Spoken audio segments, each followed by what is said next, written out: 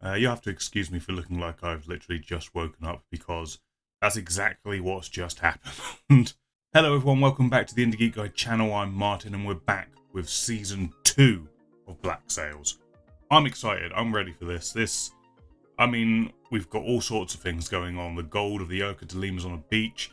Flint and the crew, they're watching as their ship has been absolutely battered by a Spanish man of war, I should say. And, you know, we've got all the shit going on with Charles back at the home island. And who knows what else Season 2 is going to throw at us now going into this, because I'm sure with a new season, there's a new batch of problems, a new batch of drama, possibly some new characters going to be introduced, who knows, and we'll see. I'm excited. I feel like the stakes are really been set in the sand, as it were, and we're going to see how this all starts to pan out a little bit more. We're going to see some more puzzle pieces get dropped in the Mrs. Barlow situation, and hopefully one day, the return of Billy Bones. But yeah, let's jump into the first episode of Season 2. Come on with me, and let's see what this is all about. Oh, this is a scared-looking bunch. Ooh. This might explain why they're looking so scared. Although no one's shooting each other, which is a good sign. These are men, Mr. Falk, not monsters. If we behave rationally and civilly, so will they. Well, if that isn't a setup for horribleness, I don't know what it is.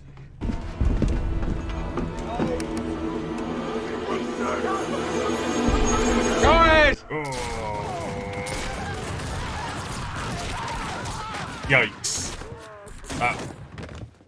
That fucking sucks. I'd like to thank you for the orderly surrender of your ship. Ordinarily, I would return the courtesy, relieve you of your cargo, and be on my way. Far greater prize, for which I'd rather not leave witnesses to the taking. Please, sir, I have a wife and a son. Oh. Here's our next mystery box, I suppose. Where's this going? Hell of a prize. Hello? How's she not awake? I'm assuming this is the daughter of someone important, and we're getting Resident Evil 4 on this situation. Leon Kennedy's got to come and save the president's daughter. The men feel they're entitled to leave this ordeal with something to show. Fuck those men. They'll locate our wreck and our camp, and they will kill every last member of your crew. And they'll deserve it. He's really not mincing his words today, is he? Can you blame him, really? But he had a fucking good plan, and they all fucked it up. There's a fucking warship watching over every inch of the bay. A fucking warship that's already killed half your number. But there might be something else you can steal. A fucking warship. I figured that would be the plan. What? Take the ship, you got the bay. Too many souls. That ship is your only means of escape. And that ship is your only means of taking anything of value out of this ordeal. Like, he's making a good point. Like, the only way you're getting out of this situation if you take that fucking boat. Like, put your petty shit aside. Now the risk, I would volunteer in exchange for your pod. That leaves one man to go. One volunteer. I'll do it. I'll go. I mean, I don't see any of the others fucking leaping at it. London, 1705. Gonna get some flashback action. Let's see what we get. How many of my guesses were potentially correct? Ah. Are you the liaison sent by the Admiralty? I am. There he is. Definitely someone of importance, so that part was right. A number of your superiors are former schoolmates of mine. I canvassed them about your reputation. No record of any formal schooling, and yet more literate than any 3 boys I knew at Eton. Oh, Eton. What a wonderful churning out of great people that place has done. To be fair, there have been some good people who have come from there, but unfortunately the others seem to overshadow them. You want to save Nassau, my lord? Very much so. Then perhaps my job is to make certain you know what you're getting into. Okay. So it seems like the tone of this season is going to be going backwards and forwards a little bit. And maybe leading towards a big revelation. You wanted to take Hornigold's seat at the table. Then that means you assume Hornigold's responsibilities. First among them, turning up for the fucking meetings. This morning, somebody killed 2 watchmen and stole £500 worth of cargo from the warehouse. Sorry to hear that. Don't be sorry. Do your fucking job. What job is that exactly? Protecting the island, you fucking moron. And because you know you are so much more like me than anyone you've ever met in your entire life. Jesus Christ, enough! Stop telling me what it is you think I think. You sound fucking ridiculous. Hell yes, Eleanor. You fucking tell him. You haven't asked me if I'm gonna let him in. Flint. Yeah, I wouldn't worry about that, Charles. He's got his own problems. Needed a fighter. Someone I could count on to make a difference on that ship. Hang on. You're serious about taking the ship? What the fuck Well, did you yeah, think? no shit. How are you even gonna get out there with one arm? That is quite the fucking swim. Looks like John Silver's gonna have to do some growth this season. I feel like he's probably gonna be learning a bit from Flint, but still retaining his ability of survival. Being asked if he wants to confess. Beg forgiveness in the eyes of God and Queen Anne. Suck my cock! Assume that was a no. That is a big fat no. Not him I wanted you to see.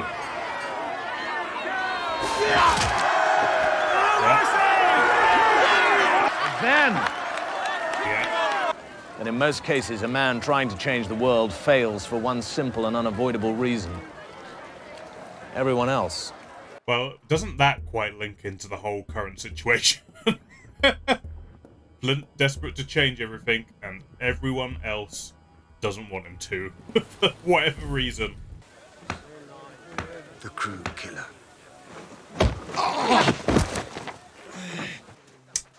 Well, this backfired to him quicker than expected. Because I'm pariah to just about every able-bodied man on this fucking island! Might be time to leave for you, Jack. What are you doing? What are you doing, you crazy fucker? Hello?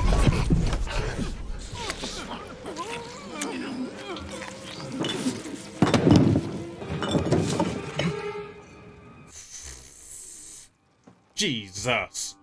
It's a postman's whistle. Doesn't it make more sense for us to prompt the lookout to come down than for us to go up there after him? I mean, that is smart, to be fair to him. Who do you imagine it was who dragged you onto that beach? But I'm the only person within 100 miles of here who doesn't want to see you dead. John sees value in Flint. I don't know if I trust his motivations as of yet, but he certainly sees value in Flint being alive, so I'd roll with it for now.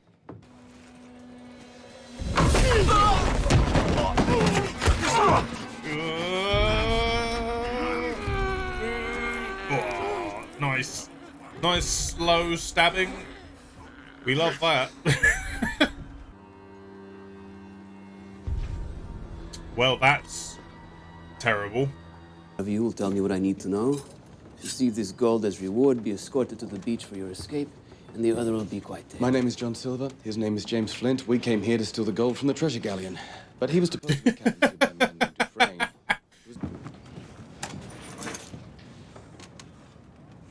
Sorry. Boom.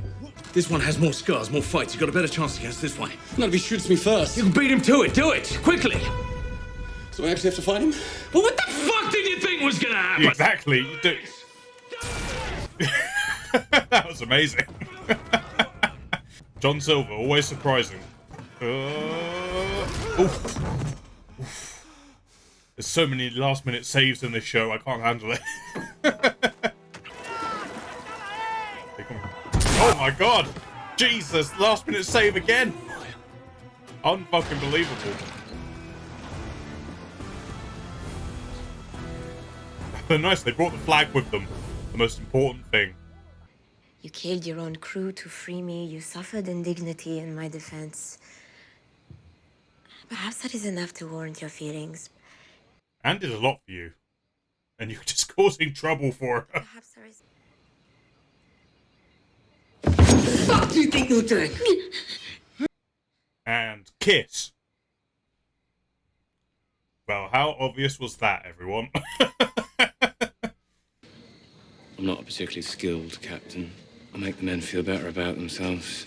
When the men see me slaughter the crew of the Good Fortune, when they see me cut out a man's tongue from his mouth for lying, when they see me burn a boy alive in front of his father's eyes, they know there's no secret remorse there.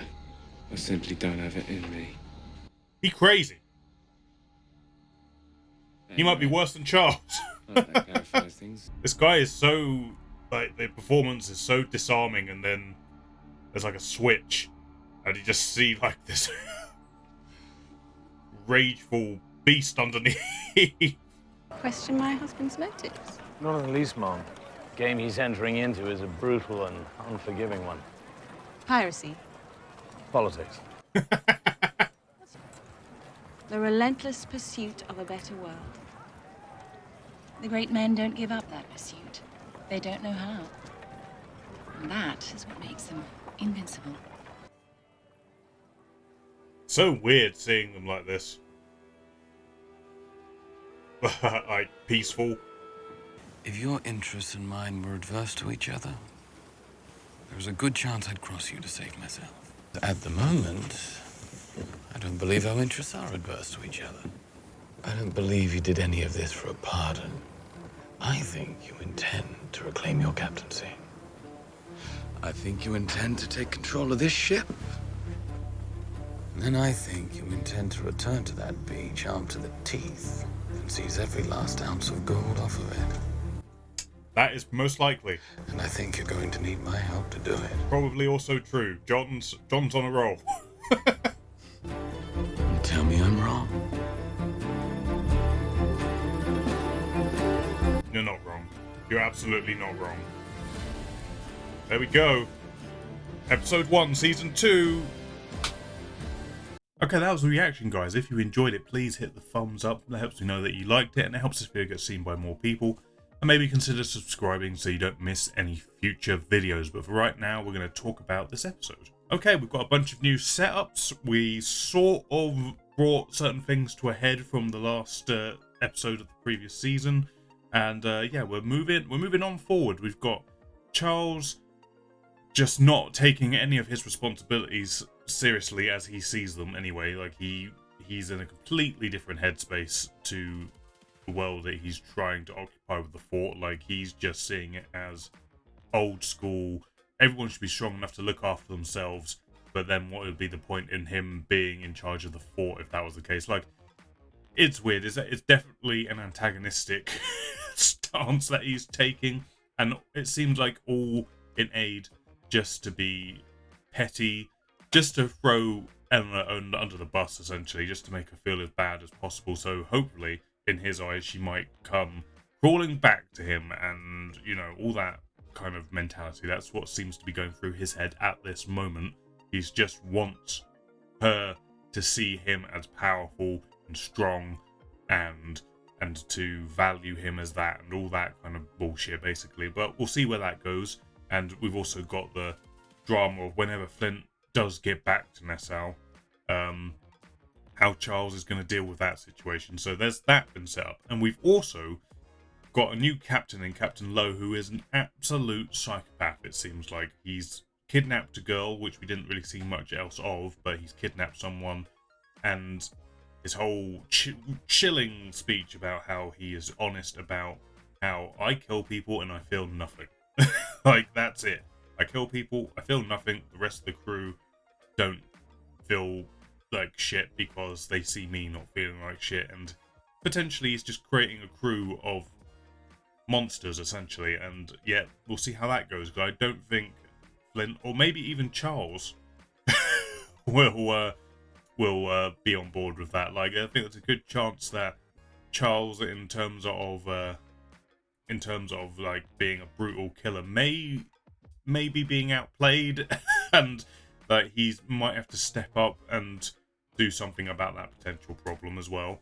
But yeah, it's an interesting setup to have a new antagonist thrown into the mix. Flint and John Silver working together, at least for now. It's obviously only happening because it's fortuitous to John to work with Flint. That's always been the case throughout the first season as well. Like, it's, you know, John's smart. He knows how to deal with situations. He knows what the best way to create the outcome that he needs. And at the moment, he just wants that gold that is sat on that beach. And he knows that Flint is the only man who is capable of getting it and doing it with as little casualties as possible. And that's what he's playing for right now. And I am here for that journey. I'm here to see the two of them get that gold. And hopefully we will see it take place. I don't think we'll be getting it immediately. There's going to be all sorts of hurdles in the way, but I'm here for the journey. Let's see how that plays out. I suppose the most interesting thing really going into this season is we're getting flashbacks of Flint and Mrs. Barlow prior to them they're getting to this life that they're now in, and we'll get to see that sort of unpeel the layers of their relationship, what was going on, how they ended up here, all of that. But it seems like some of my guesses are kind of pointing in the right direction, that they were high-flying figures and important people, and her husband was obviously someone of importance who was set about to try and contain the piracy problem, but, you know, Flint, or not his Flint at the time, but see that there is a bigger problem that no one's really talking about, that the public need a monster to hate in order for the governments to maintain control. So the governments don't necessarily want all of piracy got rid of, they just want it contained. And the Mrs. Barlow's husband is like, well, surely the world would be a better place without it, and we could live peacefully, and, you know, idealism and all that kind of stuff. And it's going to be interesting to see how all of that plays out and see how the puzzle pieces land. But yeah, I'm interested. Season 2 off to a really good start. I think there's going to be lots of interesting stories going through this season. Oh, we've also got Jack and Max and Anne, like, their whole situation. Jack is now, like, properly down in the dumps. Like, he cannot walk the streets safely. He's getting the shit kicked out of him. Even though it wasn't actually his plan to get the crew killed, the evil, he was just sucked into it, and he's the one facing the consequences for the whole thing. But, you know, he's sort of taking it on the chin. He's upset and angry about it, but, you know, he could be acting a lot worse about it. He could be trying to throw Anne or Max or even Eleanor under the bus for it, just because, you know, he just was suckered by it, like, because they knew he wouldn't go along with it if they told him, and now he's facing the brunt of all of it. So we'll see how that plays out as well, if they can resolve that situation, if he can regain his standing within the community. Max is this wild card. I have no idea where she's going to go, what she's going to do. Like, she's clearly kind of similar to John Silver. She has motivations that are her own, and she wants to play the situations out to that end. I think she cares about some people, but I feel like ultimately she just cares about herself more than anything, which sometimes lends her to make choices that can have rippling effects that damage everyone around her. Sometimes she feels guilty about it, sometimes she doesn't. It's hard to tell sometimes. I just don't know where she's going to go. But we'll see. We'll see how that all plays out as well. And obviously we had that kiss between her and Anne, like, duh. Like, that was obviously going to happen. They were seeding that since the end of the last season. So that happened. So we'll see how that plays out as well, I suppose. But no, good episode. I've enjoyed it.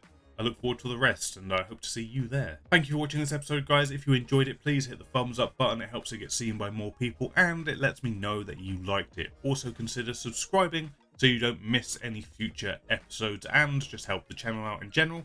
Also, there's a bunch of other content. Please do go check that out as well. I would be very grateful. But other than that, thank you for watching. I hope you enjoyed it, and I'll catch you on the next one.